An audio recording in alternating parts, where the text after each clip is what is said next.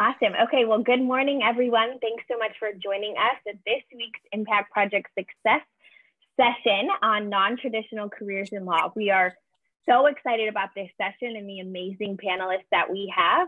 TJ and I both thought this session was so important because these are the sorts of careers that are seldom talked about in law school.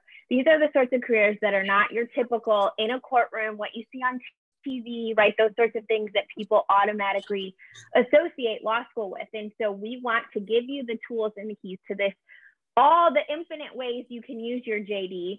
And we have so many different avenues here on the panel today. So we're so excited to have you all join us. And we have, again, some incredible panelists. So again, Allie Pruitt here, CEO and founder of the Impact Project. My guy, TJ, that you see on screen, board of directors, will be moderating the panel today alongside our incredible panelists. So without further ado, we'll get started with introductions. If our panelists could just give us a 1-minute spiel, if you can, about who you are, where you're from, what you do, and we'll get into the non-traditional jazz and your path shortly thereafter. So we will start with Molly. Thank you, Allie. My name is Molly McManimie. I'm based in Las Vegas. I did my undergrad at Cal State Long Beach and then did law school at Chapman University, which is in Orange County, California, if you're not familiar. I am the Vice President of Client Services for Caric Sports Management and an NFL agent. We represent about 35 guys right now in the NFL. And then we have our one non-NFL client, which is Julie Ertz. And she's my favorite client because she's a woman. And I, in my vice president capacity, I basically do all the day-to-day things for all of our clients. So I work with every single one of our clients. I speak to all of them probably at least once a week, some of them every single day. And then in my agent capacity, I'm actually the lead agent on those guys' rep agreements. And I'm actually the one that's negotiating their contract with the team. So that's kind of the difference between my two roles, but I work with all of our clients. I have a lot of experience in contract negotiation with actual player contracts, but also in marketing, endorsement, deals. So yeah, I deal with a lot of contracts, which I'll get to later, but I love my job. I'm very, very happy that I chose this path, and yeah. Amazing. Yeah, and we'll dive into all of the things that Molly does and how she got into that. So without further ado, we'll go to the next panelist, AB. If you could introduce yourself for us, all the same things, where you're from, what you do, how you got into it. Sure. So my name is Biola, last name Kalajai, and I go by AB for short. I'm originally from, born in Nigeria. Parents and my family migrated to the U.S. when I was about 11 or 12. So I'm a Chicago, resident through and through. I went to school in Dalton High School, Thornridge. I went to ISU for undergrad and DePaul for law school. And I currently, I founded a company about 5-6 years ago called Big Leaf. It's a reg tech consultant firm. We basically consult on compliance and risk management with now large banks. Initially, we started with smaller community banks and had to pivot to the large banks. I'll get into a little bit maybe later about why we had to do that. But for all intensive purposes, I'm a lawyer that likes numbers. So if there are folks on the line that sort of if that resonates with you, look forward to some of the questions you all will have.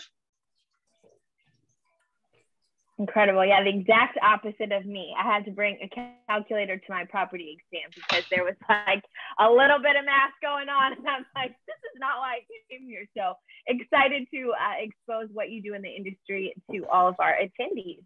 And last, but certainly not least, we have Captain Piping over there with the Marine Corps. So if you could introduce yourself, that'd be great. All right. Morning, everyone. Thank you, Allie, and the rest, your team at the Impact Project for including me in this. It's a privilege to be here with everyone this morning. And shout out to Jacqueline Nunez there. Appreciate you dialing in this morning. Nunez, get outside and PT today if you can. So, I'm the odd one out here. I've not been to law school, but I've certainly worked with a ton of judge advocates in my time in the Marine Corps. And I went to University of Minnesota, Twin Cities for my undergrad, and shortly after commissioned in the Marine Corps. So I've been serving since 2014. I've done a bunch of different stuff from, leading Marines all around the world, Korea, Thailand, Japan. And then now I'm a recruiter here in Chicago. So it's pretty, you get tested in a lot of ways as a leader of Marines. And now I'm here trying to, help other guys and gals educate them about this route. It's certainly not for everyone, right? But to Allie's point at the beginning, it's another route and it can be extremely rewarding. And so I'm here to help guys and gals go down that path like a wonderful Miss Nunez. So with that, happy to be here and look forward to talking with everybody. Awesome. Thank you so much. And yeah, we'll talk a lot about your journey, but also about the JAG journey that you can take as well. And Miss Nunez on here, I know is taking that. So feel free to pipe in at any time with that. And as always, I forgot to mention this at the beginning. If anyone has a question at any time, we encourage that. Please just use the raise hand feature or type it in the chat so we can get to your question. So first, I kind of just want to kick this off because, these sorts of careers, we have just such a wide array on the panel, right? We have the military route you can take. We have the sports agent route, and Molly mentioned contracts. And I think that all struck a chord with us because we've taken contracts in school, but again, she's not in court like normal outside people think is what lawyers actually do. And then for AB, doing all things numbers. So such a wide array, but I want to talk first about this sort of non-traditional path and how it's not really spoken about in law school, right? How these sorts of careers are not careers that are presented and accessible, and the knowledge just isn't there. So for each and every one of you, what barriers did you face in sort of finding your passion and going to law school? What kickstarted that for you? And how did you navigating through a law school degree, and for Captain Piping, just navigating through your bachelor's, that this was the end goal? And again, the barriers you faced and kind of how you figured that out. So we'll go ahead and start this question with AB, if you could kick us off. Sure. So I think for me, I knew very early on in my law school career, if you will, that I was not going to be a traditional attorney. Before I went to law school, I was a financial analyst. And before that, I sold insurance for one of the largest, insurance companies in the Midwest. So I've always worked with numbers. I've always worked with software. And so when I went to law school, it was just one of those aspirational, this is something I, have on my bucket list sort of items to do. Interesting story, I actually only applied to DePaul and got in. And I said, okay, I got in, so I got to go, right? So I went. So, but the barriers I think you face is that I faced specifically was that I had a lot of people trying to tell me what to do with my law degree. All right. And so because, I don't know what the percentage is, but maybe 90% or 80% of folks end up going a traditional route, at least initially. I had a lot of mentors and professors try to, would talk to me and advise me in that route. But I did a study abroad when I was 2L, where I went to China, and I knew then, I really knew then, because we visited their stock exchange and some of their large banks, and for me it was just finance is it's the second oldest profession in the world. it's where the money sort of flows, international money flows. And so for me, it was like, how do I break into that industry?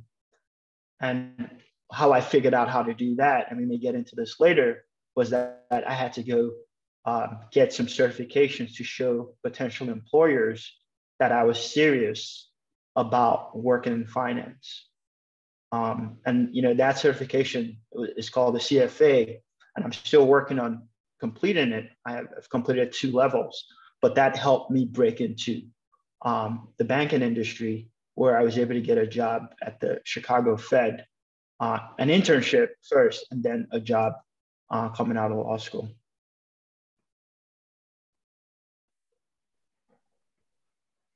Awesome. That's great. And kind of like you said, right, especially with getting into law school, I think there's that sort of pressure when you get there from professors and deans that kind of tell you like these are options. And so you having to think outside of the box, I feel like sometimes that can make you feel sort of isolated or alone and not really knowing where to find resources or even know that careers like that exist out there, or that your law degree would actually be beneficial. So we'll get into that a little bit later, but let's go over to Captain Piping in regards to, one, just how you knew that the military was for you, but also if you could just touch on the JAG program and how students in law school learn about that sort of career path and decide that that's for them as well, and the barriers that they may face.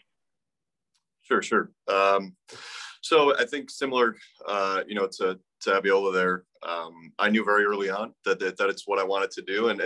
But that's not the same for everyone. I know that not everyone's raised, or has family or friends who have served in the military. So it's kind of something that's always alien to them. And it's quite a big leap, right? To kind of be the first one or the standard bearer to do that. But it's a critical thing. And really, when you brought up barriers, the great thing about this process, as long as someone isn't, medically not qualified, the only barrier is really you. And it's most are mental, right? Whether it's doubt, whether it's, you think, oh, I'm not good enough, or I don't think I'm able to do it, or the fear of that. That's really the only mental barrier in this. And really how you get over that is becoming a part, of something larger than yourself, whether it's the pool here. Like as soon as we get a young guy or gal who enters into our, what we call the pool of applicants or candidates, you have those guys and gals to lean on to your left and right who are also going through it. And as soon as you become part of that larger structure, I'm sure Ms. Nunez can attest, things become a little bit easier because you're working together, and you got other guys and gals who are right next to you going through it, and that camaraderie pushes you through. And then to the second part of your question with regards to the Judge Advocate program, I've never been in a law school, so I can't really say how much the JAG program gets is on the airwaves there as a student in law school. But really the only way you're gonna hear about it is either through word of mouth, through friends maybe that have done it, or if you've seen me in uniform walking around the law school, which has been pretty tough to do the past year, obviously. But that's really how you find out, right? And we do our best to get our butts in law schools and make ourselves known, and then obviously do as much as we can communicating to the staffs of law schools. And I'm the key to the program, right? So you just got to find out who that person is, and then if you're interested, start the conversation. But hopefully, as soon as the pandemic and all the restraints therein are lifted, we can get back in schools and start talking with all the great law students out there who otherwise may not, especially in Chicago too, big city, tons of opportunities for young law students who. And you guys can attest, I think you probably start getting offers or working through things or 1 LE or 2 LE. So if you don't hear about it, you might even have a job lined up before I, talk to you. So, but I'll leave it at that. I guess, Allie, if I may chime in, I guess the way I can answer the second part of the question in that sense, finding a career in the military was something that just came up to me sometime in like undergrad. So I wasn't really interested in the military. I have no family in the military, like Captain Pipping is attesting, you know, I'm one of those candidates in there. So it was really just, I was looking for a challenge. I think I've been that type of person my entire life where I'm just like, okay, one task is like not enough. So like, let's find what else, you know, can keep me going. So I think also I was worried about my health. I knew that going into like the law route, I heard a lot of stories about attorneys and students saying like, man, I missed a meal. Like, I'm not even working out anymore. Like, I've gained so much weight. And I'm like, man, like, I really don't want to be that person. Like, how can I keep myself balanced and find a career where I can do both things that maintains my lifestyle at like a good pace and I'm still succeeding in the law route? So once I found the rigorous, you know, trainings that are required for the Marines, I'm like, man, I think I want this challenge. So it was really a self-interest, self-initiative type of thing in order for me to find this type of non-traditional law path. So that's kind of what happened. And then I just, you know, kept up with it and got to law school, and I came back and jumped to the idea. So. Thanks so much for chiming in. Yeah, please do at any point, because I know you're going through it. So that's incredible. And, you know, we'll get into exactly what a JAG is and what your responsibilities will be, what you're doing now to prepare for it, and same with AB in that. But last but not least, Molly, how did you realize that a non-traditional path was the path for you and the barriers that you may have faced along the way while in law school? So I actually went to law school because I wanted to be an agent. As a woman, so I should back up. I had an interest in law my entire life. And so how I actually got to the idea of wanting to be an agent was I wanted to marry my love for football and my like desire to practice law. So I went into law school because I wanted to be an agent, but I also had this idea in the back of my head that I would be a lawyer, I'd be a practicing lawyer. And that's kind of how I would pay off my loans and pay for my bills while I wanted to be an agent. But I really hated all the classes that required me to do things that I would actually do in a lawyer capacity. So I hated legal writing. I was good at it, but I hated it because I'm not good with really strict rules. And so I just hated all the little tedious things about it. And I was just always like, why can't I just stand up and talk about this? And I know I can get my point across. I hate this process. So that was kind of my first red flag. And then I had a couple internships in normal traditional legal settings, and I just was absolutely miserable. And it wasn't like I had bad bosses they were all things I thought I wanted to do.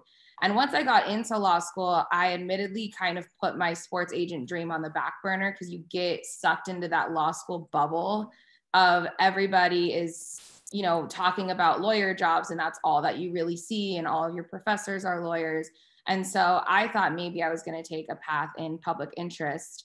So I kind of geared my law school experience towards like the middle to end. I was doing an internship with a public defender and nonprofits.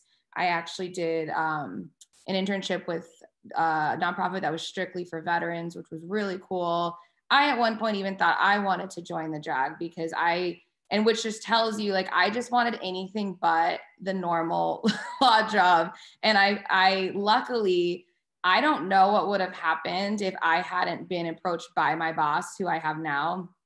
Going into my 3L year, he actually found me, and it was like God saving me from myself, because had I not taken that job, I probably would have ended up pursuing the PD or something else. And I wish that I had a space where I could have voiced those concerns in the back of my head of, I'm not enjoying this. Like, I am in law school and I'm paying for it. It's so expensive, and everybody else seems to like feel like they belong here. And I just always had this thing. I was doing well in school, so it wasn't like the material was like, you know, not clicking. It just didn't feel like something I could do for the rest of my life. And just like Miss Nunez said, I was terrified of that 12-hour workday. It was just not something that I knew I could handle for the rest of my life. And I kind of wrote down my values one day and was like, my values don't align with what I'm hearing this profession is like. So I need to figure this out. And so, yeah, I actually, again, I wish I could say I was brave enough to just like jump into it, but I actually had an opportunity come to me, and then that I just never looked back. And thank God.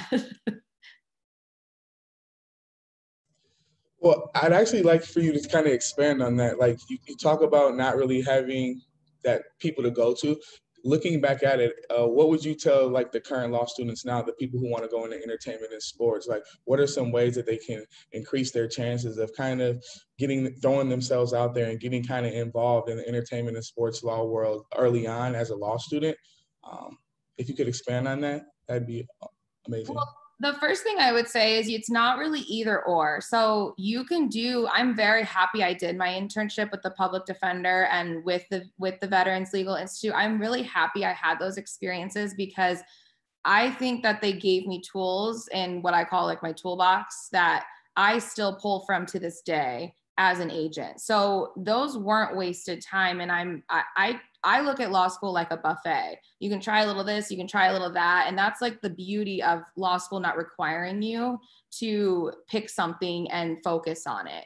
And I talk to so many students who are interested in sports and entertainment, and they're like, what do I need to do? And they are obsessed with like curating this perfect law school experience that's going to lead to the perfect job at the end. When really you're like, law school is such a unique few years to just become a better person, a better writer, a better speaker, so many things. And so my biggest tip is really just enjoy it. You have your whole life to work, and don't become obsessed with finding internships and classes in sports and entertainment, and just focus on getting the most out of law school that you possibly can. And when you do have the opportunities, yeah, like look and see if there's something in sports or entertainment, but don't become so obsessed with it that you maybe miss out on something else. And you never know why, when a door opens, you never know why it's opening, and you never know if that's actually the path that you're supposed to take. And so I would encourage students to look for it, but also be very open-minded throughout your whole law school experience to gain tools from other fields that don't seem like they might translate, but they probably will in some way later on.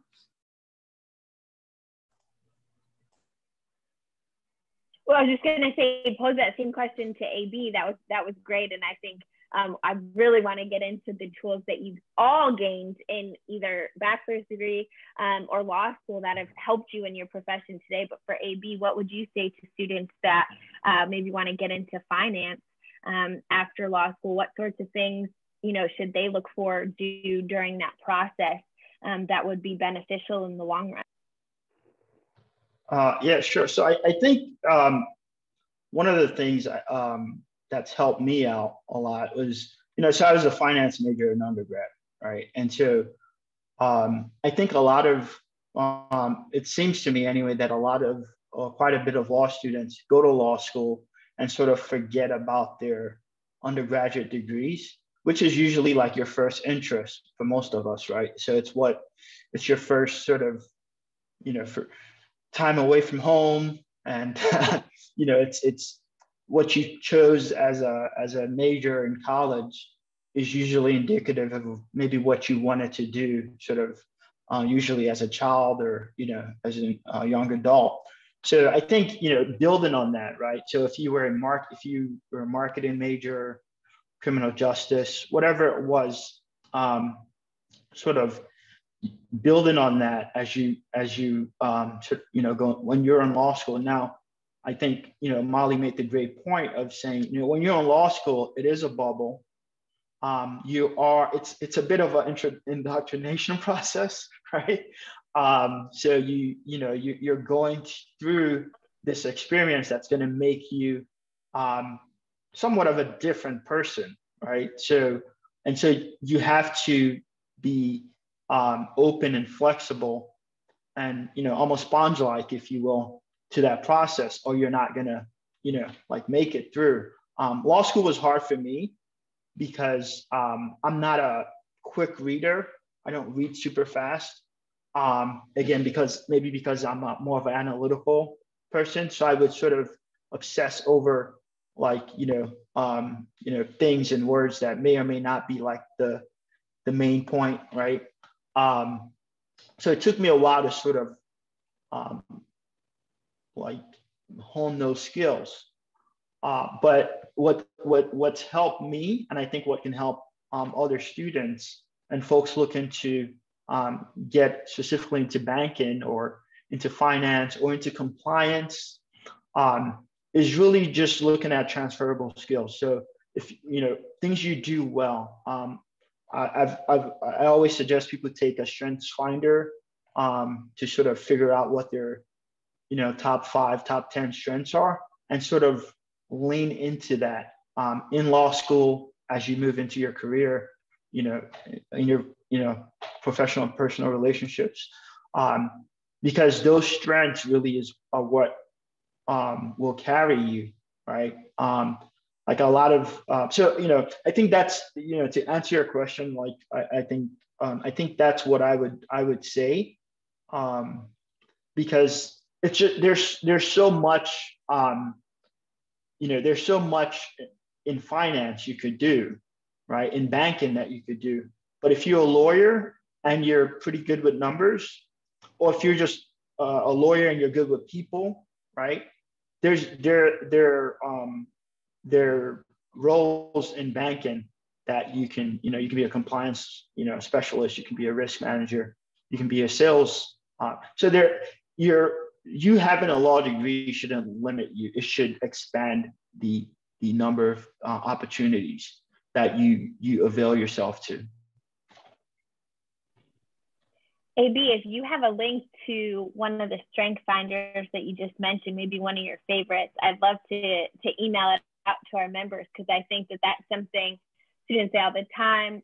We even got it in the chat here. I don't know what I want to pursue, right? So I think that would be great for all of us to take and kind of see what are our strengths, right? And then finding a career that matches that so that we enjoy what we do. Because I think everyone that, if you're good at it, you like it a little bit more, right? So thanks for that.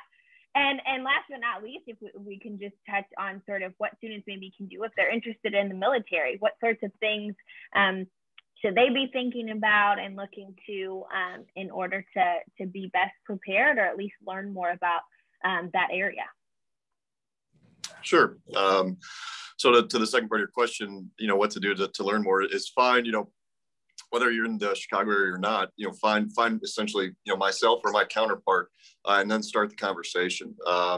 And to kind of extend the what we've been talking about with kind of intangibles, right, and skills, those are the things that are going to set you up for success. Whether it's I think in law school, to speak kind of out of turn, but then also as a Marine, and then beyond that are things like initiative, decisiveness, those intangibles that you gain through shared experiences.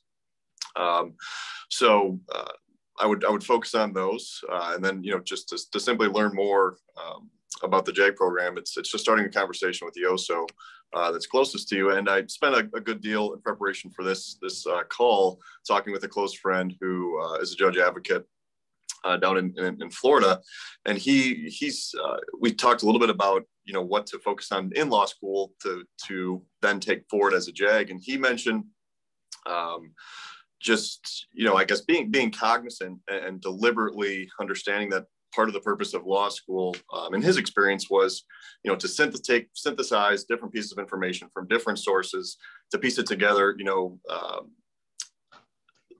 and essentially piece together the world as it was at a certain moment in time, right? Being able to do that. He mentioned that as kind of the critical skill that he took forward as a JAG. So synthesizing different information from different places, and bringing it to piece together a certain reality, whether you're leading a legal assistance team or defense counsel, trial counsel, whatever it is as a JAG. But that was kind of the key skill that he pinpointed. Thank you, Captain Pipping. I was going to ask before I wanted to ask the panelists like what skills they learned in law school. But before I do that, Captain, would you kind of expand on like what a JAG is, or why students should, kind of keep that in mind of joining them, and what would they really be doing in those positions? Sure. So JAG is a judge advocate general, right? So they're the legal expert in any branch of the armed service, and each branch has a judge advocate corps. And essentially what you do is so the three things I just mentioned, as a company grade officer, so your first 4 years in the service, right, you'd either be leading a legal assistance team, which you're working with young service members, not necessarily just Marines, and pretty much assisting them with any legal issue, right? Or you're going to be a trial counsel or defense counsel right away. You know, as soon as you hit the Fleet Marine Corps, you're representing Marines in a courtroom, managing your own caseload in trials. So you hit the ground running right away, and that's just part of the expectations, right, of the Marine Corps. And so that's, I think, what attracts a lot of people is that, as opposed to maybe clerking or, you know, some of the things you do as soon as you get out of law school at a firm, the Marine Corps, like right away, you're in the courtroom and you're expected to perform and, you know, prosecute or defend or do whatever. So, and then it's, you know, you continue to go up and up and up and in responsibility and in, you know, profile of cases. So, and then obviously, you know, as is the case with the military, you can always deploy around the world. And in that context, you'd be reporting directly to a commanding officer, and he or she is going to look to you, right, as the all things legal, whether it's Geneva Conventions, the law of war, international law. So, and that's another thing that is attractive to people, I think, about the JAG program is you don't get pigeonholed, right, in one kind of type of law. You get a lot of experience in different things. So you're then much more marketable, right, when you want to move on, whether that's to a 3-letter agency or another private, you know, maybe something private. So hopefully that answers the question. If not, I can expound. But no, that does. Thank you, Captain. And for Molly and AB, can you guys kind of touch on what skills you learned and gained in law school to kind of help you through the non-traditional path? Let's start with Molly. And Molly, what's your dog's name? His name is Carlos. He was being so good. Hopefully he doesn't bark. So I would say the biggest thing, like, I call myself a professional problem solver, because that's really what you are as an agent, especially in my client services capacity. I have 5 to 6 phone calls a day of guys just saying, hey, I need you to help me solve this problem. Whether it's something as simple as I need a rental car for the weekend, or it's something huge like I'm in a legal bind with something. There's the vast variety of problems that I face every day. And really my job is to solve problems for my clients. So obviously law school, that's basically what you're doing the entire time. You're taking an issue and you're solving it by the end of the exam. And so I think that that's like the big overarching thing that law school teaches you, is how to not only solve the problem, but do it quickly and efficiently and in a way that serves your client in the best way. And you have to get so creative sometimes with how you get to your client's goals. And that taught me a lot about how to do that for my clients, whether, again, it's the big scale things like getting them the amount of money they want, or the small scale things like I got a client tickets to the Final Four this week for free. That should have been impossible because there's like 5 tickets. So problem solving was the biggest thing. And then obviously contracts is a huge part of my job. Marketing endorsement deals, I do way more of those contracts because NFL players only see a new contract, you know, every few years. But I work in really big marketing endorsement deals because I do represent clients like Zach and Julie Ertz, and, you know, they're in that upper echelon of those big number deals. And so I actually took a class that directly translated. I had no idea it was going to in law school. It was called, I think it was like negotiating and drafting entertainment something. I don't even remember anymore. But it was literally, I learned like the boilerplate clauses and like the big red flags and stuff that you have to look for in these types of contracts that I do every single day almost.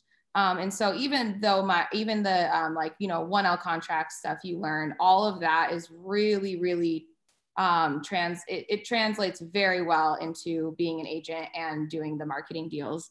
I feel like that's the biggest asset that I brought to the company immediately. And just as a full disclosure, I'm not admitted to the bar anywhere. So I actually am not even able to represent my clients in court, but my knowledge assists me in being able to review these contracts and draft them and negotiate them in a way that I feel very confident that my client's not going to get screwed over later on. And it's actually amazing the things that some of these bigger companies put in, thinking we won't ask for it out or we won't notice it. And so I even sometimes see things that go way back to that 1L year in contracts. And I'm like, this is contracts 101. Like, why would I allow this? So so many tools every day. And my boss says it all the time. He's the only one of our 4 main employees that doesn't have a law degree. And he's so happy he has 3 law degrees around him, even though only one of the 3 of us practices, because we do just kind of catch those little things. Because as you all know, if you're in law school now, once you are in law school, you never go back to being normal. You look and read everything completely differently, and you're always coming in with a cynical view that someone is out to get you, and your job is to make sure they can't have that like gotcha moment. So those are the main things. Is Julie the only football player you represent? Yeah, regular, not American football. Yeah. Yeah. I would love to expand on that someday, but she kind of fell in our lap after the 2015 World Cup. Her and Zach were dating, and she wasn't happy with the agent choices she had, the people who normally represent the soccer girls. And so she came to us, thought we did a good job for Zach. And so she's been a part of our family ever since. Nice. AB, what are some of the skills in law school you learned that? Yeah, I think so. Just to sort of piggyback off of what Molly was saying, I think, for me, I'm a collaborator. So what law school actually taught me personally was how to compete, right? So I'm a solo, I run. So I've always ran, I ran track when I was in high school. I ran for a while in college. So I'm used to competing sort of in individual sports. But when I got to law school, and, I did pretty well in undergrad. I was actually, I was a double major and I had a minor, and I graduated in 4 years. So I was a bit of an overachiever in undergrad. And, I had a pretty active social life in undergrad as well. So when I got to law school, what really, sort of surprised me actually was that everybody was smart, right? So that's not the edge you have. It's not the intelligence. It's not, and some, most of the kids probably were smarter than I was, right? But what the edge I think you have is your work ethic, right? And I think because I had worked maybe 2 or 3 years before going to law school, which is a good thing, but I think I had lost a little bit of the competitiveness, right? So I was more and I still am. I'm more collaborative in my work now. I think my clients appreciate that. But law school gave me that sort of everything is on a scale. So, if you want the A, you gotta do the work. So I think that's what law school sort of personally did for me. It made me sharper. I think the other tool, as far as, just thinking about something I brought to my practice, is that law school made me actually more analytical, right? So I've always been innately an analytical person and a strategist. So I'm actually more strategic than I am analytical. And, and I'll send you all the link to the Strengthsfinder. I think it used to be owned by Gallup.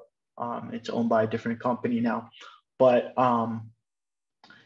my tests actually proved that out, like when I took it years later.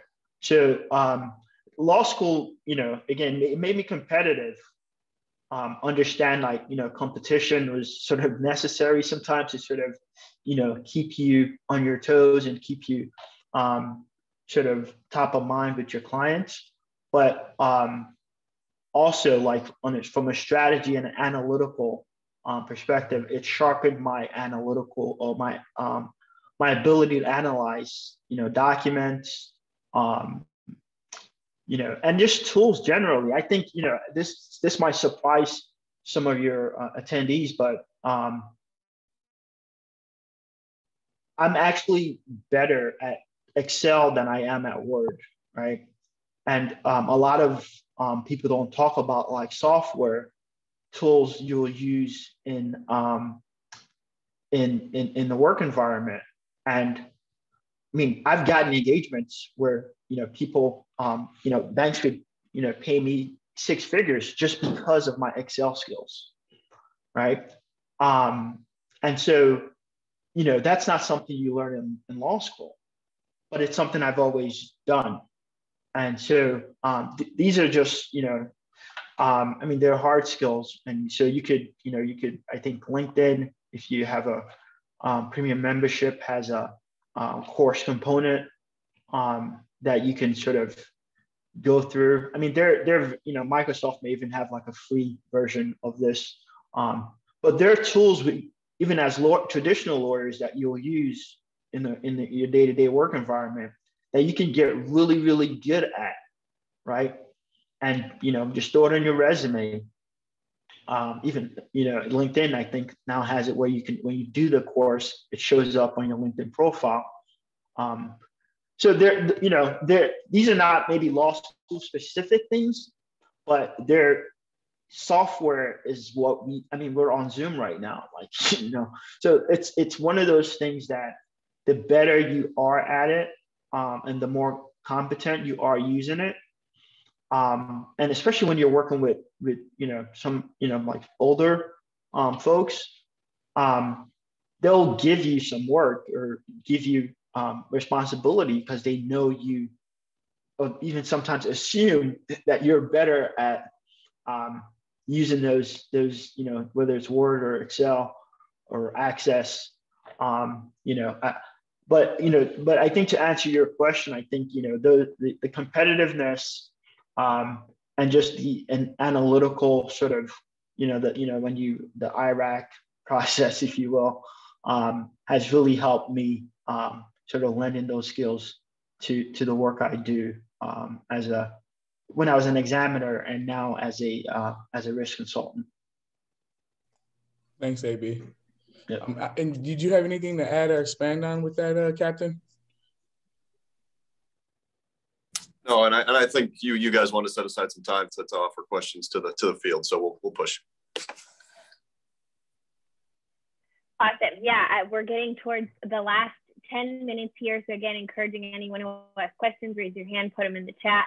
I think while we wait for people to formulate some questions, a good thing that we could do is just each and every one of you, I know Molly's touched on it a little bit, but what is sort of a day-to-day like in the life of someone in the military, as a JAG, as someone in finance and in risk, or your previous position, AB, and then Molly as someone, I think something I'm intrigued about is the differences in your day-to-day sort of as vice president of client services and as an agent, and you know, what route or both that maybe students out here want to take. So we'll start with sort of the JAG program, and maybe Jacqueline, you can jump in on this too, sort of what the day-to-day is like as a law student and beyond, and in the military as well. I think both of you could touch on that. But again, I encourage everyone while our panelists are answering this to get your questions ready for the last 5 minutes or so.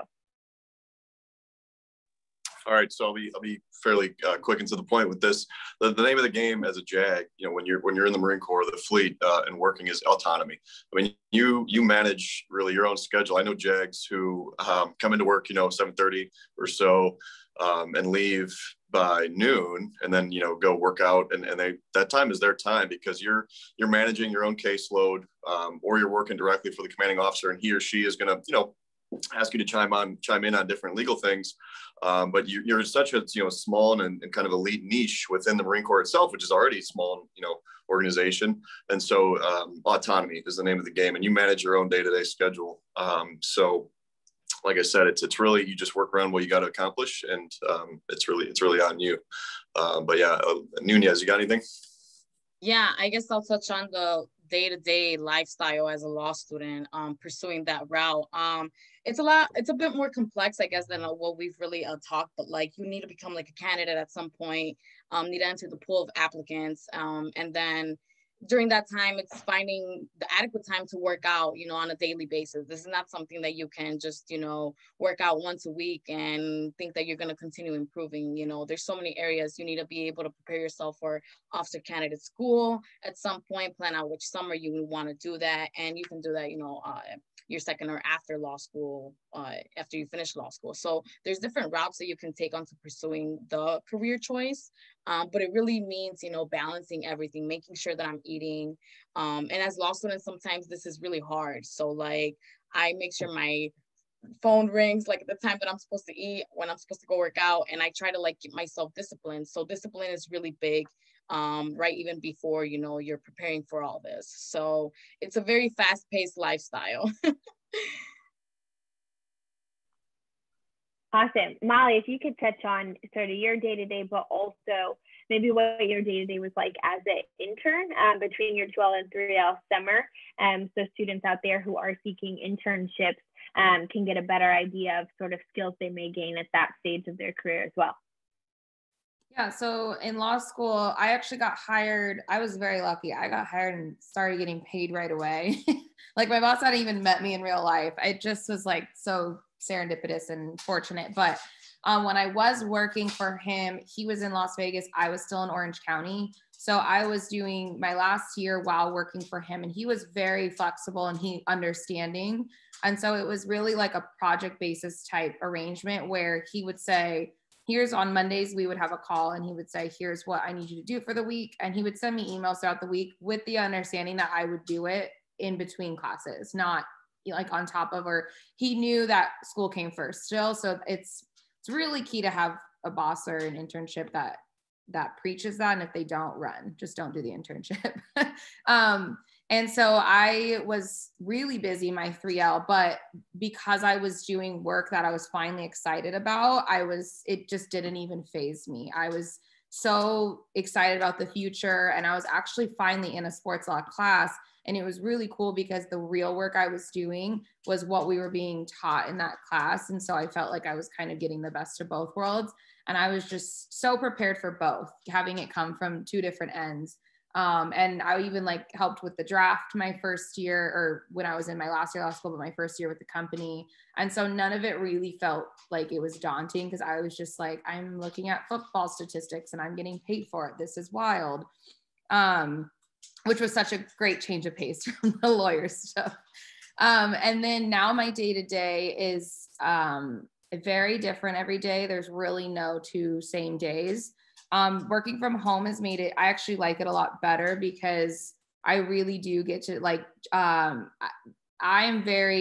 will not compromise my workout schedule. Just like she was just talking about, like that is to me, like I build it in like a meeting every day. So working from home, I have a really disciplined also schedule about my personal life. And then I kind of build my work schedule around that. But every day is different. Right now it's pre-draft. So I'm doing a lot of promotion of my clients to teams, talking to GMs and scouts about them, making sure their name is out there and that we're highlighting them in ways that makes them look better than the other prospects in the draft. And then also my client services stuff. I'm just doing everything I kind of mentioned before, just anything a client needs, they call me and I help them do it. So some days it's really silly, mundane things. Other days it's a really big deal and it's urgent. So it really depends on what it is. And that kind of structures my day and I have to prioritize based on that.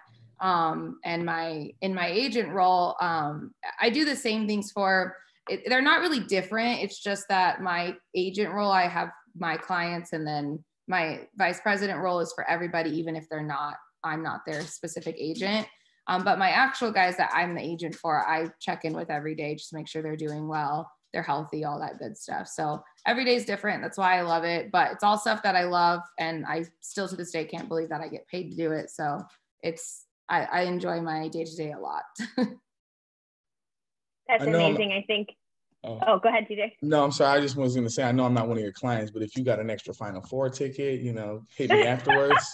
Actually had to give them up because he realized it was Easter weekend. And so I was really bummed because he's a UCLA alum. So it wasn't that hard, but I really didn't think it was going to happen. And I wish I could give them to you, but you are not a UCLA legend. So I don't think that they would be as excited. That's hilarious. Just wanted to say too, I think that's the exciting thing about this panel is that, you know, I've always preached to each and every one of you that I've chatted with individually that find a job that you love, because then you never will feel like you work a day in your life. And so that is, I feel like everybody should be goal is to just do what you love every day and allow it to be. And so think outside of the box. When you think long-term career, think outside of the box. That's why we're bringing these individuals to you today, because they've all found a way to keep the lifestyle that they want to do, what they love, make an impact in the world, all of these things. And so, you know, this is just really special. So last but not least, AB, if you could touch on your day-to-day, what you do, and if you could throw in just a little bit about some of the advising you did on some of the Dodd-Frank stuff after the financial crisis as well, would be fantastic. And I know we're wrapping up time, so everyone, I hope you have your questions ready for as soon as AB is done. Sure. So I'll start with the work I did at the Fed. So like I said earlier, you know, I started at the Fed when I was still in law school as an intern. It was actually I was working concurrently while I was in school. And when I graduated law school, I got an offer. So a lot of that work, this was 2011. You know, Dodd-Frank was passed in 2010. So they needed people, the Fed had hired a bunch of lawyers, and they needed people like myself who could read these really, really long, you know, rules and laws and interpret it in a way that the both, you know, management and the bankers could understand. So I spent a lot of my time doing that in the first year.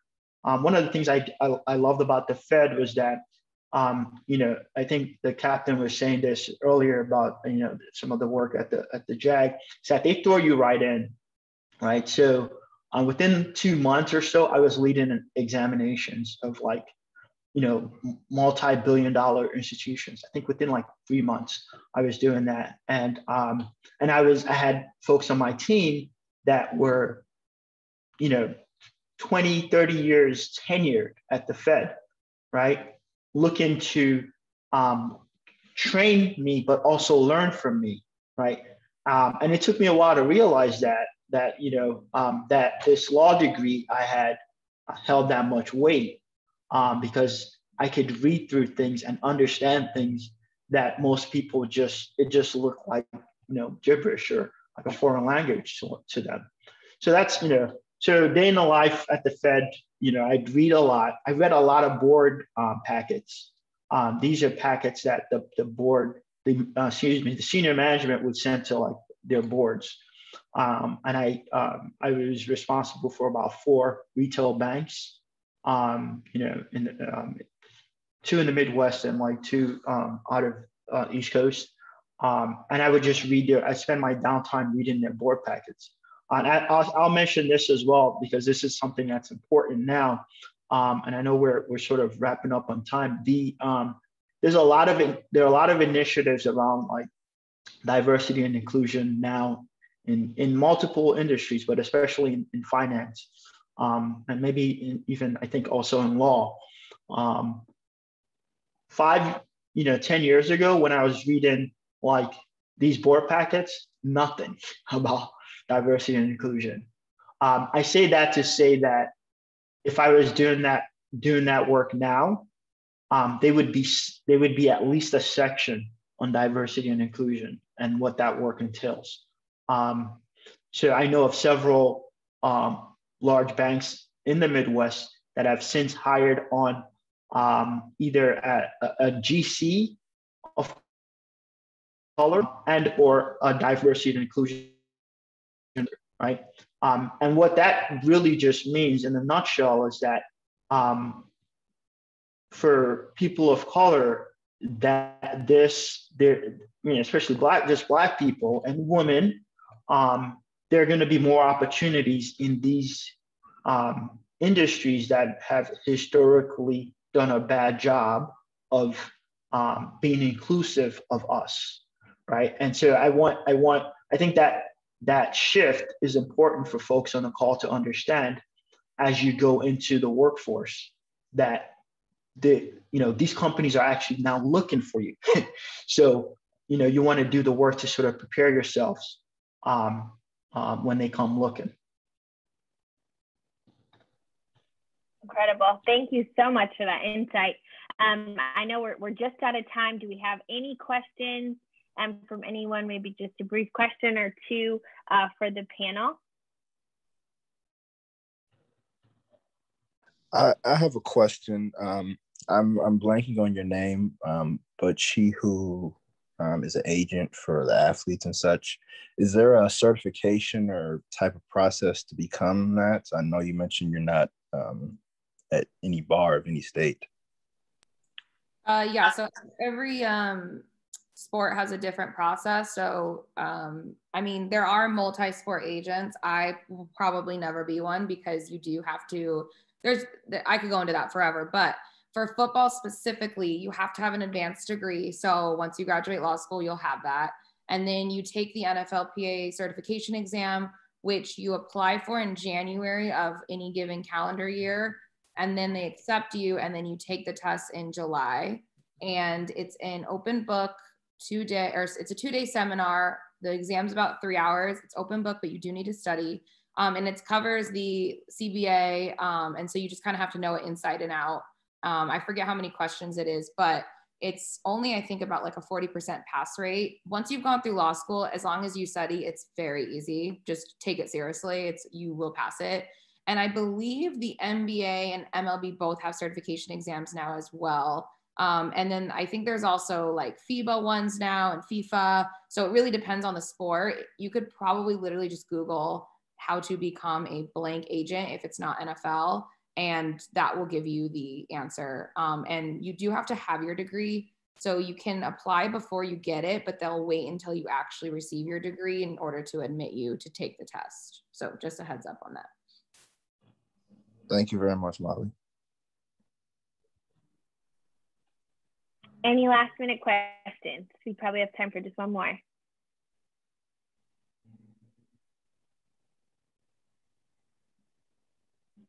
Okay, if not, thank you so much to all of our incredible panelists for such an amazing session. I think so many gems were dropped. All of our attendees, I know a few had to hop off for class, but I think each and every one of you walked away with something valuable today, and just so many options. I think that was the goal of this session, was to show you that you don't have to be in a courtroom doing trials on TV each and every day.